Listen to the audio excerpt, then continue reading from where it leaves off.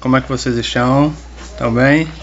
Então, gente, eu vou estar usando mais o livro, então eu preferi fazer esse vídeo, né? Vou estar trabalhando com o texto por aqui mesmo, aproveitando já o livro didático, né? Também porque aí fica mais fácil para vocês acompanharem as nossas atividades e também vocês vão estar estudando o assunto que vocês estariam se tivesse aula normal, tá? Então, a gente vai estar estudando as revoluções políticas, né, que essas revoluções elas aconteceram na Inglaterra entre o século 16 e 17.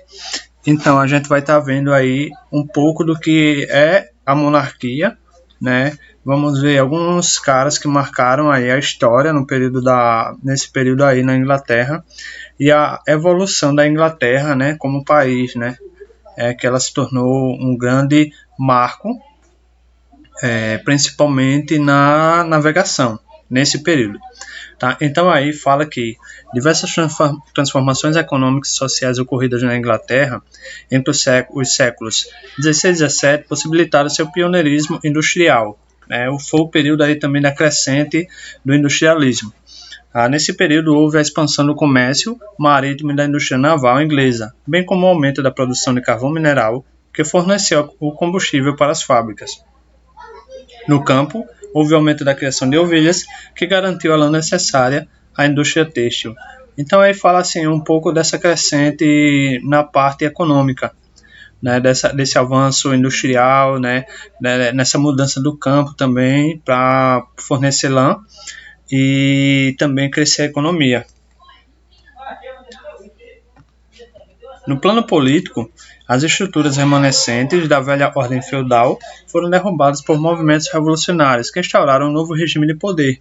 Este, por sua vez, possibilitou o desenvolvimento da indústria e do sistema econômico e social que ficou conhecido como capitalismo.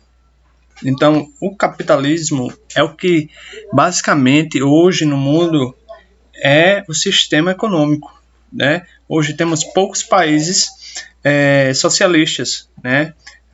Temos essa crescente do capitalismo, né? Então, hoje tudo se fala em volta do dinheiro. Dinheiro que uns vão ter mais e pouquíssimos, no caso inverso. Pouquíssimos muito dinheiro e muitas pessoas pouquíssimo dinheiro, né? Então, sempre vai se ver essa relação do patrão e do empregado, principalmente aí nesse período que as pessoas, né, a grande maioria precisava trabalhar e elas se submetiam a diversas situações e grandes jornadas de trabalho que a gente vai ver mais à frente. Então a gente vai estar vendo aí algumas mudanças na política da Inglaterra, né, nos séculos 16 e 17 e inicia aí nesse reinado, né, do Henrique VIII. Então começa tudo com o Henrique VIII, tá, nesse período de transformações. E por aí vai passando por diversos períodos. O início do reinado de Elizabeth I, né? O início do reinado de Jaime Stuart, né? Jaime I da dinastia Stuart. E depois dessa linha do tempo a gente vai seguir mais abaixo, né? Mas aí a gente vai ver um pouco sobre esses monarcas absolutistas, né? Quem foram esses caras, os reis. Então, o governante mais emblemático do absolutismo inglês foi o Henrique VIII, né, que foi aquele primeiro lá, que rompeu com a Igreja Católica e fundou a Igreja Anglicana. Ele fazia parte da dinastia Tudor, cujos monarcas governaram a Inglaterra entre 1485 e 1603. Após se tornar chefe supremo da Igreja da Inglaterra, em 1534, Henrique VIII confiscou as terras e os bens da Igreja Católica. Então, com esse rompimento com a igreja, né, tudo que tinha sido doado para a igreja, ele pegou de volta para a sua igreja, né, essa igreja que ele fundou.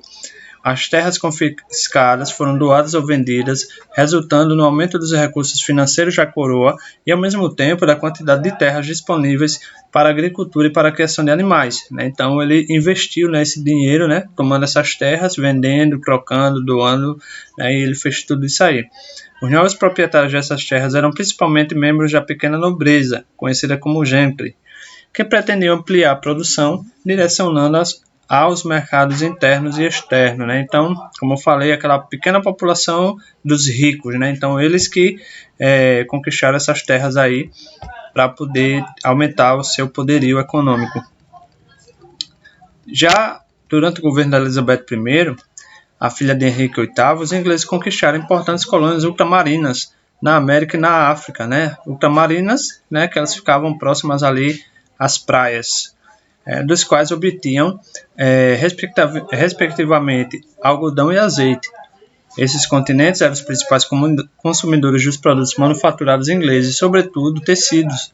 Além disso, as embarcações inglesas intermediavam parte do tráfico de escravizados que ligava o continente africano à América, gerando grandes lucros para os comerciantes britânicos. Né, vocês estudaram sobre as especiarias, né, nas grandes navegações, isso ano passado. Então, a Europa, né, eles não tinham certos condimentos, né, os temperos, então eles iam para as Índias em busca desses temperos e lá eles vendiam, eles chegaram a lucrar 600% desses valores, né? Então aí houve essa troca, né, de produtos, né? Eles compravam uns, levavam outros e fazia todo esse intercâmbio. E continuando aquela linha do tempo, né, em 1625, o início do reinado de Carlos I. Em 1649, a República de Cromwell, que vocês vão estar também estudando aqui nesse texto, o retorno dos Stuarts e a Revolução Gloriosa, que encerra esse primeiro período aí, né, que a gente vai estar estudando das primeiras revoluções aí, né, dessas revoluções políticas na Inglaterra. Lembrando que qualquer dúvida, gente, no dia da aula que eu estiver passando essa atividade, vocês perguntem, tá? A Revolução Puritana, né, que Elizabeth I não deixou herdeiros e o trono foi entregue aos Stuarts, que governavam a Escócia. Nos reinados de Jaime I e Carlos I, os conflitos entre a monarquia e as classes emergentes, burguesia e pequena nobreza se intensificaram. O ponto crucial dos conflitos era a situação financeira da coroa, né? Com a expansão econômica, os preços subiam e a burguesia prosperava rapidamente. No entanto, os rendimentos da coroa e da alta nobreza mantinham-se estagnados e defasados em relação às novas necessidades. A coroa precisava ampliar seus recursos, mas só o parlamento poderia autorizar a cobrança de impostos. Né? Então, esse período, dentre alguns, né, que a história apresenta, sempre houve essa questão da grande elite, né, da nobreza. Né? Então, eles gastavam, eles comiam, eles faziam festa, mas quem pagava tudo isso aí eram os trabalhadores, eram os camponeses. Né? Então, os trabalhadores, eles tinham que trabalhar mais, né, para poder suprir a necessidade do alto clero, né, da alta nobreza. Né? Então, mas para isso aí, eles precisavam tirar de algum lugar, e esse lugar era a cobrança de impostos. Aí, Jaime I, sem autorização do parlamento, iniciou a cobrança de impostos e uma série de perseguições a católicos e calvinistas com o intuito de fortalecer a Igreja Anglicana, no qual era o chefe supremo. Essa política mostrou-se desastrosa, o parlamento posicionou-se contra o seu governo e a intolerância religiosa desagradou principalmente os burgueses e as camadas mais baixas da sociedade. Né? Então ele mexeu em algo que ele não podia.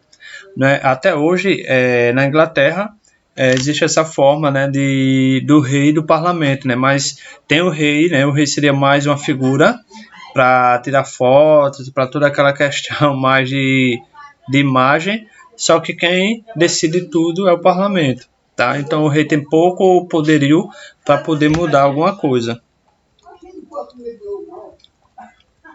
Carlos I, seu filho, deu prosseguimento à política do pai, o que aumentou os conflitos entre o poder real e os membros do parlamento.